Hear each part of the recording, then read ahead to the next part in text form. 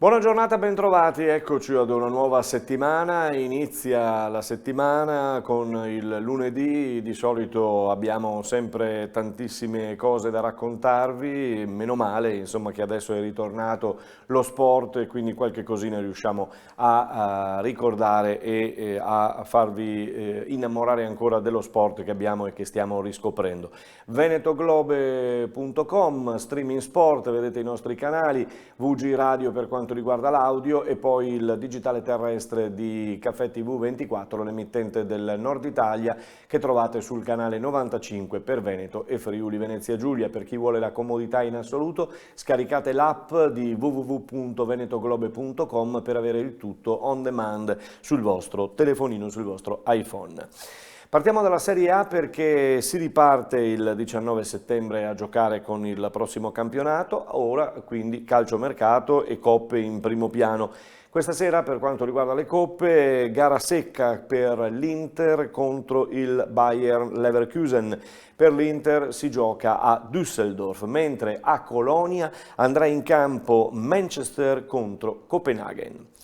Andiamo e rimaniamo in Serie A perché dopo l'esonero di Sarri, che tutti saprete, alla Juventus, la squadra torinese è stata così assegnata a Pirro, che doveva in un primo tempo partire come tecnico dell'Under 23, della seconda squadra della Juventus. Invece, visto questa soluzione, vista l'esonero di Sarri, Pirlo va a guidare la prima squadra appunto della Juventus. E subito, da oggi, via subito a una svolta verde, via Matuidi, via Higuaín e altri 5 giocatori della rosa e rispunta il nome di Tonali per quanto riguarda il mercato Juve.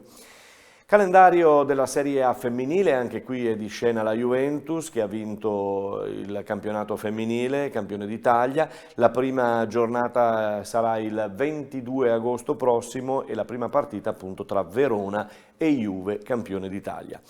In Serie B ci sono state le semifinali dei playoff, il Chievo che ha battuto lo Spezia per 2-0 e poi il Pordenone che a Frosinone, grazie ad un gol bellissimo di Tremolada, vince per 1-0 e incomincia a dire la sua in questi match di andata e ritorno. La finale domenica 16 e poi il ritorno il 20. Per i play-out invece, finale che inizia questa sera, lunedì 10, andata a Pescara, tra Pescara e Perugia, c'è ancora Oddo sulla panchina, ritorno invece venerdì 14. Lasciamo il calcio e passiamo al ciclismo. Nel weekend, sabato si è corso la Milano-Sanremo e naturalmente abbiamo potuto vederla da casa, davanti al televisore, insomma, perché quelli che c'erano hanno dovuto soggiogare al distanziamento, alle mascherine, insomma il ciclismo vissuto così forse è un pochino più brutto di quello che invece riusciamo a vedere comodamente magari da casa. Ha vinto Van der Voort, una gara stupenda la sua. Mercoledì tocca al Gran Piemonte. Domenica a Caorle invece è ritornato il Triathlon Sprint Città di Caorle, sabato con il Triathlon Kids, domenica la gara femminile e la gara maschile. Noi eravamo presenti, se volete riguardarvi le gare potete trovarle, quelle di domenica, su www.venetoglobe.com e il canale apposito, quello sportivo, ovvero Streaming Sport. Sarete rimandati a questi servizi che abbiamo fatto e alle cronache che abbiamo fatto. Andiamo a sentire un commento della prima giornata realizzata dal factotum Aldo Zanetti e poi la vincitrice, la Spimi del settore femminile, nel settore femminile appunto la gara di domenica. Direi che a livello tecnico agonistico forse gli atleti hanno pagato un po' queste temperature elevate, ma ho visto tanta gente, tanto entusiasmo, tanti ragazzi che si sono impegnati in tutte le frazioni. Un mare piatto splendido e quindi ha favorito anche probabilmente delle belle prestazioni a nuoto. Noi ce l'abbiamo messa tutta per riuscire a portarla a termine, non è stato così semplice, abbiamo sforato un po' i tempi perché purtroppo nel rispetto dei regolamenti 30 secondi ad ogni atleta, con tanti atleti iscritti, purtroppo si sapeva che si doveva finire tardi. I ragazzi ho visto che sono divertiti, le famiglie pure hanno trovato anche il modo di di trovare qualche riparo sotto gli alberi perché veramente il sole picchiava. Direi che meglio di così non si poteva. Un ringraziamento particolare va veramente oggi ai volontari, perché essere qui da stamattina a preparare sotto il sole e rimanerci fino alla sera e domani mattina riprenderemo con i grandi, non è così scontato, così facile trovarne di persone disponibili a fare questi sforzi.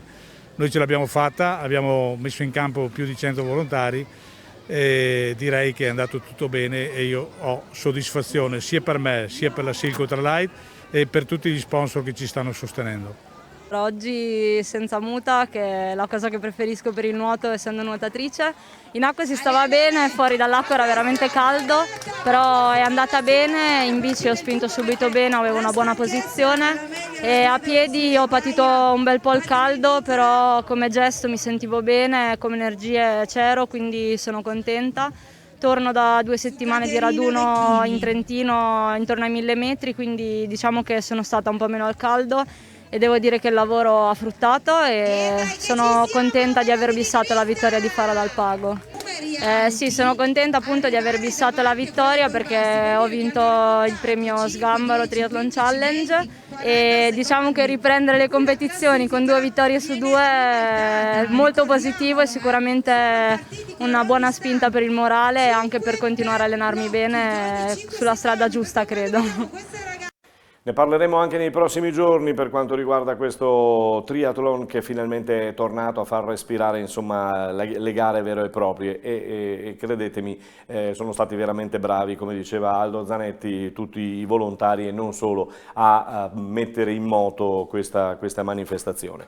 A proposito di mettere in moto, domenica c'è stato il MotoGP, Gran Premio della Repubblica Ceca sul circuito di Brno, vinto dalla KTM con Binder. Morbidelli è giunto secondo, Quartararo come preferite, settimo, Zarco è giunto terzo, uno Zarco che con la terza posizione salva la Ducati.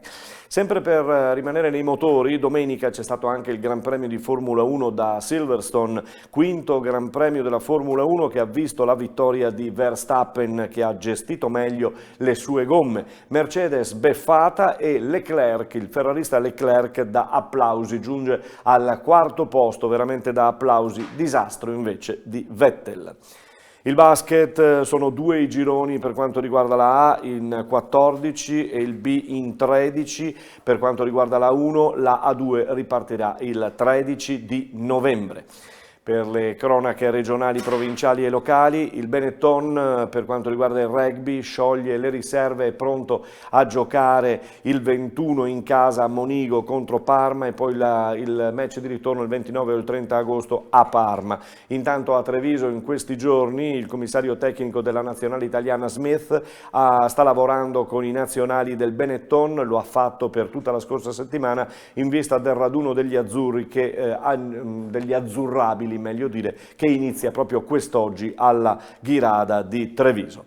Una carrellata di notizie con Imoco che è pronta, si sta allenando, però le notizie sono quelle che lanciava l'altro giorno il presidente Garbellotto, cioè vogliamo il pubblico, altrimenti potremmo anche rifiutarci di giocare e la Lega appoggia queste dichiarazioni. Per la pallavolo maschile, roster completato della HRK di Motta di Livenza che sarà il via regolarmente nel campionato di A3 maschile. Si inizierà da dove abbiamo lasciato, cioè con il derby del San Nonà in campo esterno, la prima in casa invece il 25 ottobre contro l'Unitrento. Per la TVB De Longhi Serie A1 inizio fissato il 29 agosto con la prima giornata della Supercoppa e avvio del campionato invece dal 27 settembre, chiuso, finito il ritiro al mare, tra poco inizierà quello ai monti.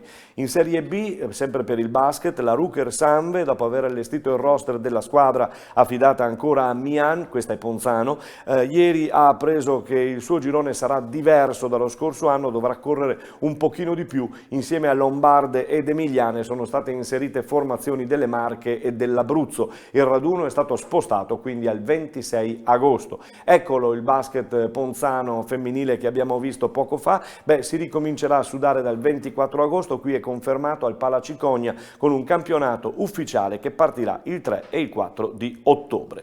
Adesso il calcio locale, quello che ha cominciato a sudare e a faticare dalla settimana scorsa, molte le squadre che inizieranno quest'oggi dalla Serie D, eccellenza, promozione, prima, seconda categoria, forse prima e seconda categoria non ancora, ma sicuramente Serie D, eccellenza e qualche formazione di promozione, vedi il Treviso, hanno già cominciato a muoversi. E allora noi vi stiamo proponendo nel nostro Restart 26 settembre 2020 tutte le interviste che andiamo ad effettuare sede per sede, società per società. Saremo anche in altre società di Serie D nei prossimi giorni. Intanto gustiamoci Sandro Andreolla, che è l'allenatore di una squadra appunto di Serie D, ovvero la Feltrese. Noi lo abbiamo intervistato a casa sua, a Follina.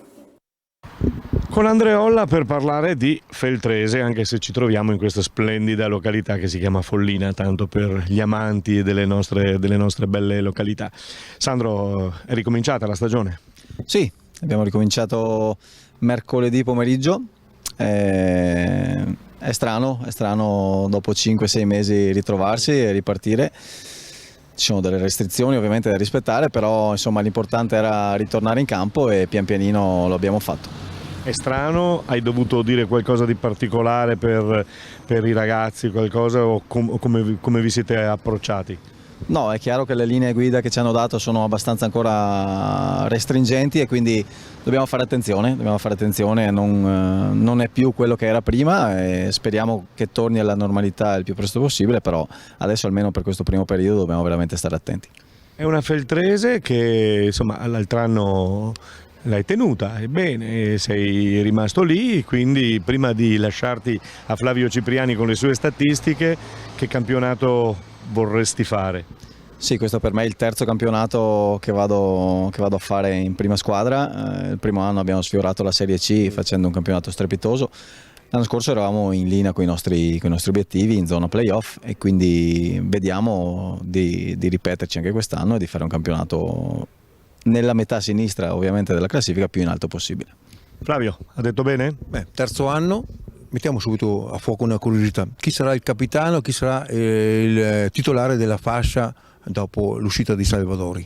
Sì, quest'anno abbiamo perso il capitano e anche il vice capitano, Salvadori e Joshi, e quindi credo che la scelta ricadrà su Mike Mignati, ragazzo di affidabilità estrema e tra l'altro abita a Feltre, abita attorno allo stadio e quindi è giusto così. Ecco, da giocatore ti abbiamo apprezzato per la fantasia, per la creatività, da tecnico sei diventato molto pragmatico, molto sensibile al campo, ma sicuramente puntando al risultato. Sì, è vero, una notazione giusta la tua.